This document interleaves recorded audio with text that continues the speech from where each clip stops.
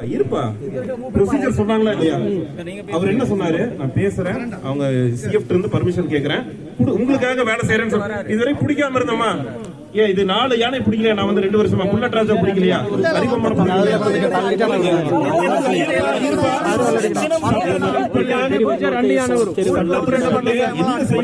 கண்டிப்பா செய்வாங்க.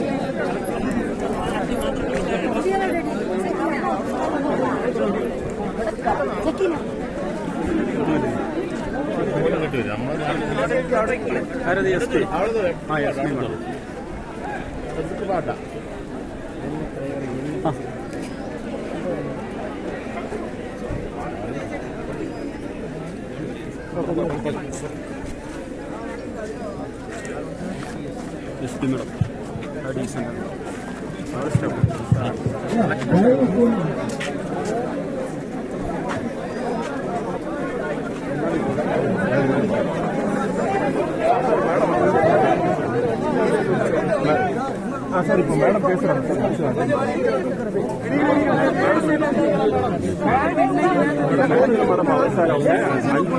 பத்தாது, 50 லட்சம் ரூபாய் டிமாண்ட் கேட்டாங்க.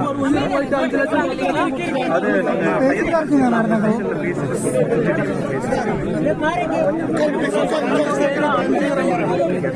മീൻവേലിടാൻ ഇപ്പൊ നമ്മൾക്ക് മീൻവേലിടാൻ പോലെ പറഞ്ഞു 5 കയറാണ് ഈ ബാക്കിയുള്ള സ്ഥലം മീൻവേലിടും. ആനെ പിടിച്ചുകൊണ്ട്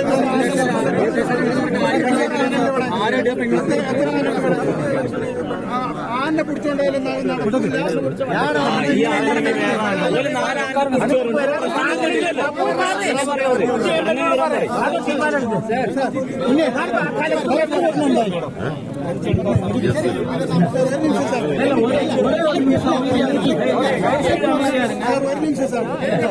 சில கோரிக்கைகள் வந்து நான் வந்து நான் உங்களுக்கு தெளிவா எக்ஸ்பிளைன் பண்ணேன். அதாவது யானை பிடிக்கிறதுல என்னென்ன விஷயங்கள் இருக்குன்னு சார். ஒரு யானை பிடிச்சிட்டு ஒரு பிரயோஜனம் இல்லை சார். இல்ல அதான் நானும் சொல்றது கொஞ்சம் கிடைக்கிறது சார். இந்த சைடு வந்து எஸ்டேட்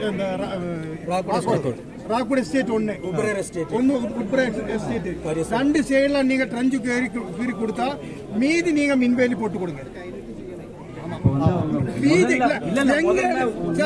எங்க பக்கத்துல இருக்கிற மின்வேலி போடுறதுக்கு நீங்க முதல்ல நாங்க எவ்வளவு ட்ரை பண்ணிட்டோம் சார். இந்த மனோகர் ரேஞ்சர் இருக்கிற டைம்ல குங்கியானை கொண்டுட்டு விரட்டிட்டோம் சார். இது வரைக்கும் ஒண்ணு நடக்குது. அன்னைக்கு டிஎஃப்ஓ வந்துருச்சு, இந்த தாசில்தார் இவரெல்லாம் வந்துட்டு எஸ்டேட் பெர்மிஷன் கொடுக்கல சார். அப்ப நீங்க இந்த ட்ரஞ்சு 2 சைடா கீறிட்டு மீதி இருக்கிற இடத்துல நீங்க கவர்மெண்ட் செலவில நீங்க மின்வேலி போட்டு கொடுத்துருங்க சார். அந்த ராக்வுட்ல இருந்து அப்படியே பார்க்கலாம். அந்த இது அந்த ரூட் தான் குந்தலாடி வரைக்கும் போடணும். விஷயங்கள் நம்ம ஆல்ரெடி நான் உங்களுக்கு டீடைலா எக்ஸ்பிளைன் பண்ணேன். நான் சொல்றேன். இப்போ வந்து கலெக்டர் மேடம் வந்து என்ன செஞ்சுட்டாங்கன்னா, இன்னைக்கு வந்து நான் வந்து நீங்க அடுத்த நாளைக்கே வரணும் தான் சொல்லிருக்காங்க. நாளைக்கு வந்து பக்ரீத் இருக்கிறதுனால நாளைக்கு வேணாம்னு சொல்லியா, அடுத்த நாள் கலெக்டர் மேடம் எஸ்பி வந்து என்ன பக்ரீத் ஐயா? யார் இறந்து போனீங்க பக்ரீதா? நமக்கு பக்ரீதே கிடையாது ஐயா. எங்களுக்கு வந்து இதுதான் முக்கியம். மனிதனுக்கு மனிதனை உரிமை கிடையாதா? அது இல்லாட்டி நாங்க எடுக்கணுமா? கையில் எடுக்கணுமா?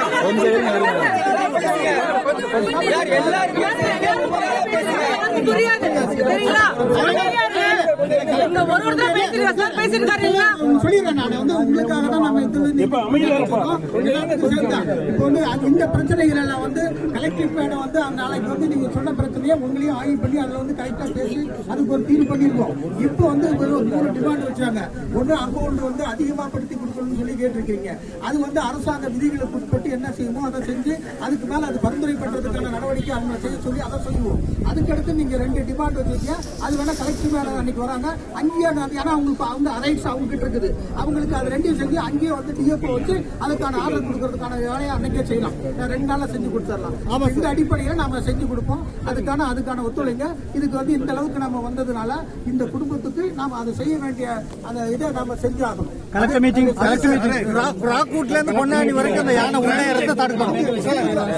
அதான் உள்ள ஏறி எல்லாத்தையும் நாசம் பண்ணும். விவசாயத்தை எல்லாம் அழிக்கிறது, வீடெல்லாம் உடைக்கிற அந்த ஏரியா வந்துதான். அதை முதல்ல மாத்தணும்.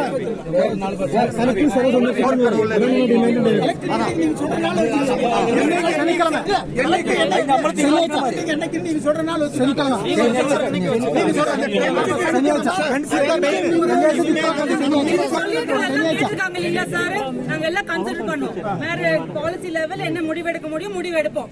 அது இப்போ வந்து நீங்க சொல்லியிருக்கீங்க, நாங்க எல்லாரும் பதிவு செஞ்சிருக்கோம். இப்போ வந்து நம்ம அந்த குடும்பத்துக்கு செய்ய வேண்டியது நம்ம செய்யணும் இல்லீங்களா சார்? சொல்லிட்டீங்க இல்லீங்களா? அதை பாருங்க, அதை செஞ்சுட்டு பண்ணுங்க. Okay madam. அப்ப நாங்க இந்த ட்ரென்ச்சோட விஷயம் பேசியிருக்கோம் மேடம்.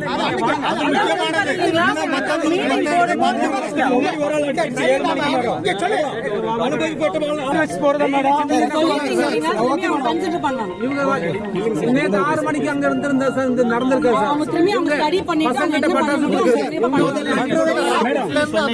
ஒரு வருஷத்துக்கு முன்னாடி இதே மாதிரி ஒரு ஆள் இறந்து போனது, யார் அடிக்கிறது, அன்னைக்கு இதே வாட்டி தான் இவங்க சொல்லி போனது. இது வரைக்கும் நடக்கல. ஒரு வருஷத்துக்கு முன்னாடி அதனால வந்து வெளியே இறங்கும் போது ஆள் அடிச்சாச்சு. மறுபடியும் 2வது முதல்ல வந்து 10 பேர் சொன்னதுலதான் சோலார் மின்வேலிங்கிற கோரிக்கை வச்சாங்க. அதனாலதான் நான் அதுக்கு வந்து விதிகள்ல இருந்து என்ன நடைமுறை வரையில எனக்கு சாத்தியக்கூறு இருக்குங்கறத நான் உங்களுக்கு சொன்னேன். இப்ப நீங்க வந்து இல்ல சில பேர் வந்து ட்ரென்ச் பண்ணாதான் better. அப்ப உடனே அதுக்கு நம்ம மெஷர்மெண்ட் எடுத்துட்டு என்னன்னு சொல்லி இமிடியேட்டா நிதிக்கு எழுதி அனுப்புவோம்.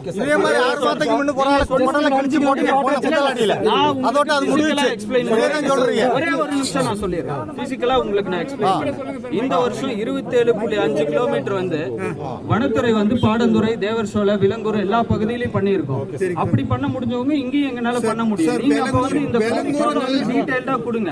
நீங்க சோலார் மின்வேலின்னு சொன்னீங்க, அதனால அதை பண்ண முடியும்.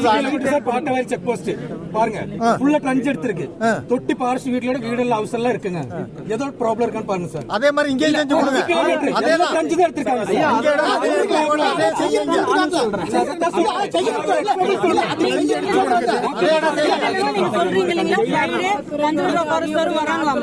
எல்லாரும் உங்க கோரிக்கை வைங்க. என்ன சாத்தியமா இருக்கும் கண்டிப்பா அவங்க ஸ்டடி பண்ணிட்டு நம்மளுக்கு மக்கள் நலம் பண்றது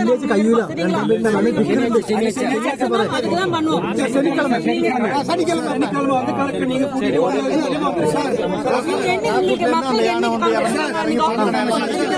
இந்த ரேஞ்சரை கொஞ்சம் இங்கிருந்து மாத்திருங்க சார். போன் அடிச்சா கூட எடுக்கிறது.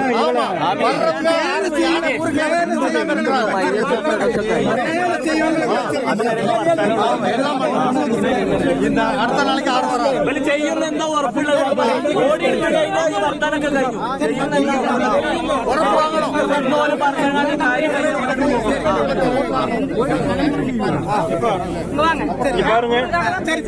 பாருங்க, உங்களுக்காக எவ்வளவோ வந்து கோஆபரேட் பண்ணியாச்சப்பா.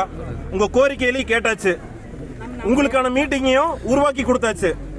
உங்களுக்கு கடைசியா நீங்க அதை அன்பா எடுத்துக்கிட்டாலும் சரி, இல்ல சட்டபூர்வமா வார்னிங் எடுத்துக்கிட்டாலும் சரி, இதுக்கு மேல நீங்க அடுத்த மீட்டிங் ஒன்னு இருக்கு அப்படின்னா அது நம்ம எஸ்பி மேடம் கூட, டிஎஃப்ஓ சார் கூட, ஆர்டிஓ சார் கூட, டிஆர்ஓ சார், கலெக்டர் கூட என் கூட நாளைக்கு காலையில அன்னைக்கு உங்களோட கோரிக்கைகளை சட்டபூர்வமா ஏற்கப்படும். இப்ப இதுக்கு மேல இங்க பாருப்பா, நாங்க உங்களுக்கு எந்த அளவுக்கு போலீஸ் கோஆபரேட் பண்ணி கொடுக்கணுமோ அந்த அளவுக்கு பண்ணி கொடுக்குறோம். இதுக்கு மேல என்ன, நாங்க வந்து ஏதோ ஒரு நடவடிக்கை அது எனக்கு இஷ்டம் இல்ல, அது எனக்கு இருப்பா. நான் சொல்றது கேளு. இப்பவுமே உங்க கோரிக்கையை கேட்கறதுக்கு தான் நாங்க வந்து ரொம்ப தூரம் 1 வாரம் 10 நாள் 20 நாள்ல ஓடல. புரிஞ்சுக்கோ இருப்பா. நான் சொல்றேன் பாரு, பாருப்பா, நம்பிக்கை இல்லாம போயிருக்கு மக்களுக்கு.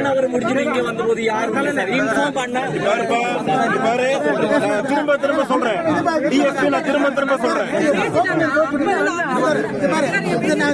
சனிக்கிழமைக்கு உத்தரவாதம் நான் கலெக்டர்கிட்ட பேசி கலெக்ட் பண்ணி இதுக்கு மேல